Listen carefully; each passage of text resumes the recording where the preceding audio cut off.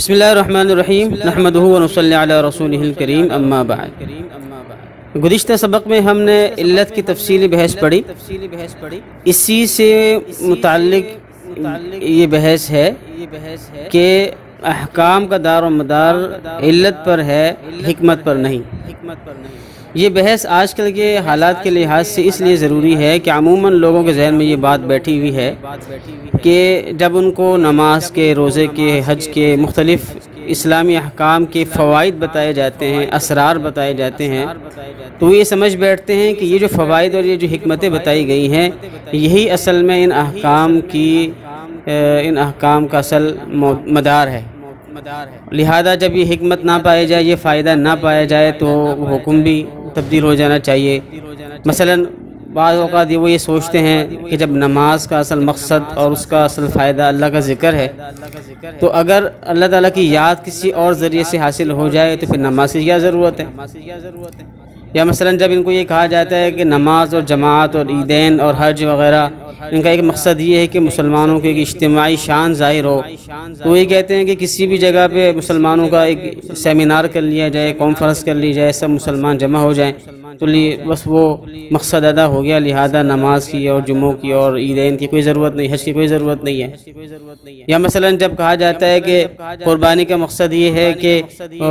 غریبوں کو فائدہ ہو، زکوٰۃ کا فائدہ یہ کہ غریبوں کا بھلا ہو، تو پھر وہ یہ کہنا شروع کر دیتے ہیں کہ گوشت کھانے کا کیا فائدہ، گوشت کی بجائے پیسے دے دیے جائیں، اور جب غریب کا فائدہ ہی ہے تو اس میں تملیغ کی کیا ضرورت ہے، اور ہیلا کرنے کی کیا ضرورت ہے، اور ٹیکس جو ہے وہ بھی زکوٰۃ میں شمار ہونی چاہیے، وغیرہ وغیرہ۔ اس طرح کی مختلف باتیں سامنے آتی رہتی ہیں۔ تو دیکھیے، یہ بات یاد رکھیں کہ حکم کا دار و مدار قرآن و سنت کی نصوص اور ان سے نکلنے والی علتوں پر ہے، حکمتوں پر نہیں ہے۔ اب یہ بات یاد رکھیں کہ حکمت اور علت میں کیا فرق ہے۔ دیکھیے، حکمت تو وہ ایک فائدہ ہوتا ہے جو کسی حکم سے ایک فائدہ آپ کو بتایا گیا کہ نماز پڑھنے سے یہ فائدہ ہوتا ہے، اور روزہ رکھنے سے یہ فائدہ ہوتا ہے، اور ان سے یہ فائدہ، وہ تو حکمت کا مطلب تو ایک فائدہ ہے جو انسان کو نظر آتا ہے اور جو مشاہدے سے، تجربے سے معلوم ہوتا ہے، اور جو انسان کی قلبی کیفیات ہوتی ہیں وہ اس کو نظر آ رہی ہوتی ہیں، وہ تو اس کا فائدہ ہے۔ اور لیکن اصل میں حکم اس حکمت پر موقوف نہیں ہے، اس فائدے پر موقوف نہیں ہے، بلکہ حکم موقوف ہوتا ہے نص پر اور اس سے نکلنے والی علت پر۔ اور علت کا مطلب یہ ہوتا ہے، علت ایک وصف ہوتا ہے، ایک علامت ہوتی ہے، ایک علامت ہوتی ہے جو حکم میں مؤثر ہوتی ہے۔ اگر وہ علامت پائی جائے گی تو حکم پایا جائے گا، وہ علامت نہیں پائی جائے گی تو حکم بھی نہیں پایا جائے گا۔ اس کی مثال دیکھیں، جس کی مثال ہے، ایک حصی مثال ہے، جیسے ٹریفک سگنل ہے۔ تو ٹریفک سگنل جب ٹریفک کو روکنے کے لیے سرخ بتی جلتی ہے، اور ٹریفک کو روکنے کا مقصد کیا ہوتا ہے؟ اس سرخ بتی کو جو جلتی ہے، اس کا مقصد یہ ہوتا ہے کہ نظام میں برابری رہے، مساوات رہے، کوئی حادثات نہ ہو، کوئی سانحات نہ ہو، اور سب کو حق دیا جائے گاڑی روڈ پہ چلنے کا، کسی کا کوئی نقصان نہ ہو۔ یہ اس کے سارے فوائد ہیں۔ تو اب دیکھیں، یہ اس کی حکمتیں ہیں کہ حادثات نہ ہونا، سانحات نہ ہونا، ڈسپلن برقرار رہنا، نظام میں خرابی نہ ہونا، یہ ساری حکمتیں ہیں۔ اور گاڑی کو روکنے کی، رک جانے کی جو علت کیا ہے؟ وہ سرخ بتی کا جلنا۔ سرخ بتی دیکھیں ایک علامت ہوتی ہے، یہ جیسے یہ علامت جلتی ہے، یہ بتی جلتی ہے تو ہمیں گاڑی روک دینی ہے، اور جیسے ہی گرین بتی جلے گی تو ہم نے گاڑی کو چلا دینا ہے۔ تو یہ ایک حصی مثال ہے، بہت زبردست مثال ہے۔ تو ہم لوگ جب یہ سوچتے ہیں کہ بھئی ابھی تو کوئی گاڑیاں نہیں چل رہی ہیں، ابھی تو کسی حادثے کا کوئی خوف نہیں ہے، لہٰذا میں سگنل توڑ دوں، تو وہ ہم غلطی کر رہے ہوتے ہیں، اس لیے کہ حکم کا دار و مدار علامت پر ہے، اس علت پر ہے، نہ کہ اس حکمت پر۔ یہی حال تمام احکام کا ہے۔ مثلا جب شریعت نے خنزیر کو حرام کہا ہے اور کہہ دیا کہ خنزیر حرام ہے، اور فَإِنَّهُ رِجْسٌ کہہ کر اس کو حرام اور گندگی کہہ دیا، اور شراب کو رجسن کہہ کر اس کو گندگی اور خباثت کہہ دیا، ناپاک کہہ دیا، تو اب اسی سے معلوم ہو گیا کہ یہ شراب بھی حرام ہے، خنزیر بھی حرام ہے۔ اب ایک آدمی کا یہ کہنا کہ کوئی آدمی یہ کہنا شروع کر دے کہ آج کل کے خنزیر اور پرانے زمانے کے خنزیروں میں فرق ہے، پہلے زمانے کے خنزیر جو ہے وہ گندگی کھاتے تھے، خباثت والے ہوتے تھے اور اس میں برائیاں پائی جاتی تھیں، اور آج کل کے جو خنزیر ہیں ان کا اچھی پرورش ہوتی ہے اور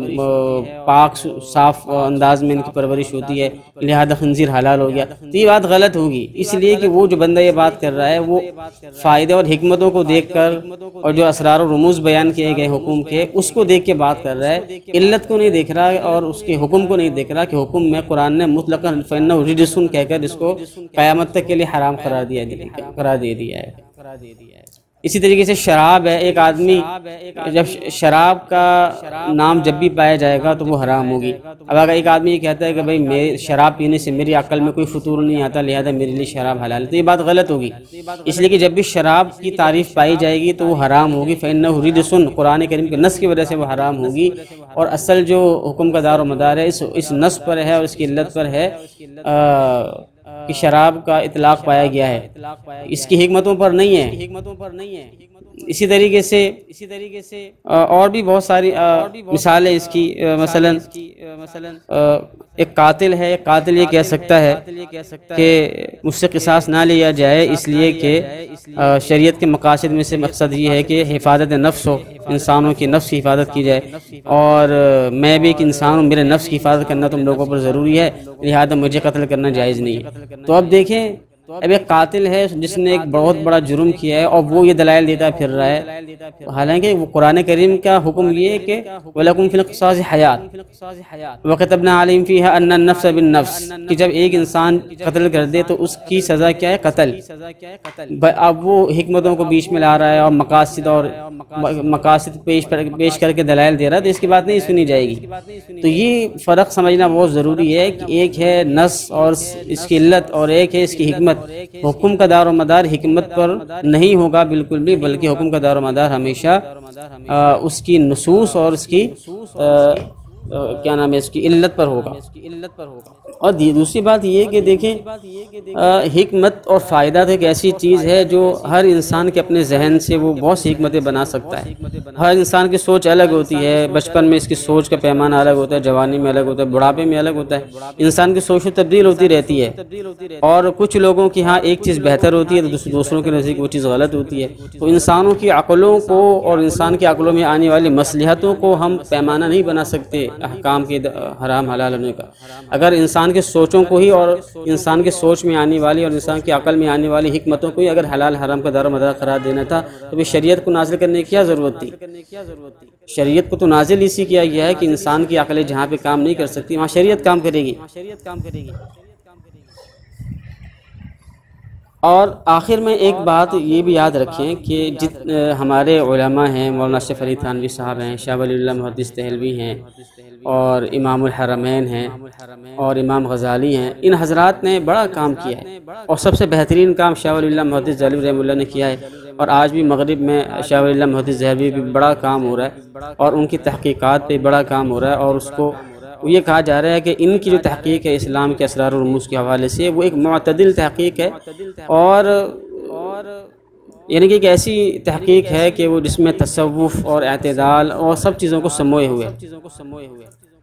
شاہ ولی اللہ محدث تو یہ جتنے بھی حضرات ہیں ان سب حضرات نے یہ بات کہیں نہیں لکھی ہے کہ حکم کا دار و مدار حکمت پر ہے۔ ان تمام حضرات نے حکم کی حکمتوں پر، شریعت کی حکمتوں پر اور اس کے اسرار و رموز پر کتابیں لکھی ہیں، بڑا اچھا کام کیا ہے، لیکن انہوں نے کبھی بھی یہ نہیں لکھا کہ حکم کا دار و مدار حکمتوں پر یہ ہوتا ہے، بلکہ ہمیشہ یہی لکھا ہے کہ یہ صرف اس کے فوائد ہیں، البتہ حکم کا دار و مدار نص پر ہے اور اس کی علتوں پر ہے۔ اور آخر میں ایک بات یہ بھی یاد رکھیے کہ ایک طبقہ ہمارے ہاں ایک ایسا بھی ہے جو یہ کہتا ہے کہ حکم میں حکمتیں تلاش کرنے کی کوئی ضرورت ہی نہیں ہے۔ تو اس کے بارے میں شاہ ولی اللہ محدث دہلوی رحمہ اللہ نے ایک مناسب اور مکمل بحث فرمائی ہے۔ وہ کہتے ہیں کہ مسلمانوں میں اس حوالے سے 4 طرح کے طبقات پائے جاتے ہیں۔ ایک طبقہ تو وہ ہے جو یہ کہتا ہے کہ احکام میں کسی طرح کی کوئی حکمت ہوتی ہی نہیں ہے، کوئی اسرار و رموز ہوتے ہی نہیں ہیں۔ دوسرا طبقہ یہ کہتا ہے کہ احکام سارے کے سارے تمام احکام کے اندر حکمتیں ہوتی ہیں اور اسرار و رموز ہوتے ہیں، البتہ ساتھ میں یہ بھی کہتے ہیں کہ ان احکام کا دار و مدار حکمتوں پر ہے اور فوائد پر اس کا دار و مدار ہے، علتوں پر دار و مدار نہیں ہے۔ اور تیسرا طبقہ ایک ایسا بھی گزرا ہے جو کہتے ہیں کہ احکام میں فوائد اور مصالح ہوتی ہیں لیکن اس کو بیان کرنے کا کوئی فائدہ نہیں۔ شاہ ولی اللہ محدث ظریف رحمہ اللہ نے ان تمام قسم کے مسالک کو اقوال کو بیان کرنے کے بعد فرمایا کہ یہ سب کے سب یہ تینوں اقوال ظنون فاسدہ ہیں، یعنی کہ یہ محض فاسد خیالات ہیں۔ اور پھر اس کے بعد قرآن حدیث اور صحابہ کرام اور امت کے جو علماء ہیں ان کے تعامل کو پیش کر کے یہ ثابت کیا ہے کہ احکام میں حکمتیں ہوتی ہیں، فوائد ہوتے ہیں، اسرار و رموز ہوتے ہیں۔ البتہ یہ کہنا کہ احکام کا مدار ان فوائد اور حکمتوں پر ہے یہ بات غلط ہے۔ یہ جو حکمتیں اور فوائد ہیں یہ معاون تو ہیں احکام کو سمجھنے میں اور اطمینان پیدا کرنے کے لیے معاون تو ہیں، لیکن اصل جو ہے مدار وہ خود حکم اور اس کی علت ہیں۔ تو یہ بڑی اچھی بحث ہے جو شاہ ولی اللہ محدث رحمہ اللہ نے حجت اللہ بالغہ میں کی ہے، اور تو امید ہے کہ یہ بحث اچھی طریقے سے سمجھ میں آ گئی ہوگی اور اس حوالے سے جو کچھ شکوک و شبہات دلوں میں پائے جاتے ہیں وہ ختم ہو گئے ہوں گے۔ اب دیکھیں اس کی ایک اور مثال ابھی جو ذہن میں آ گئی کہ سفر ہے۔ اب سفر ہے تو سفر کے وجہ سے روزہ آپ مؤخر کر سکتے ہیں، نماز آدھی ہو جاتی ہے پوری کے بجائے۔ تو اب دیکھیں اس میں یہ اصل اس کے اندر ایک علت ہے اور ایک حکمت ہے۔ علت کیا ہے؟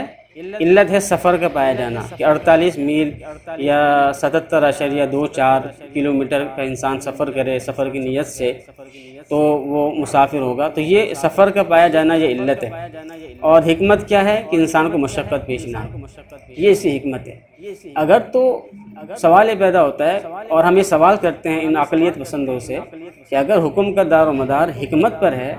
تو پھر ہونا تو یہ چاہیے کہ آج کل کے جو ہوائی جہاز والے سفر ہیں اور ایئر کنڈیشن والے سفر ہیں اس میں تو احکام میں تخفیف آنی نہیں چاہیے، اس لیے کہ وہاں کوئی مشقت نہیں۔ تو ہونا تو یہ چاہیے کہ جب انسان امریکہ کا سفر کرے، سعودیہ کا سفر کرے،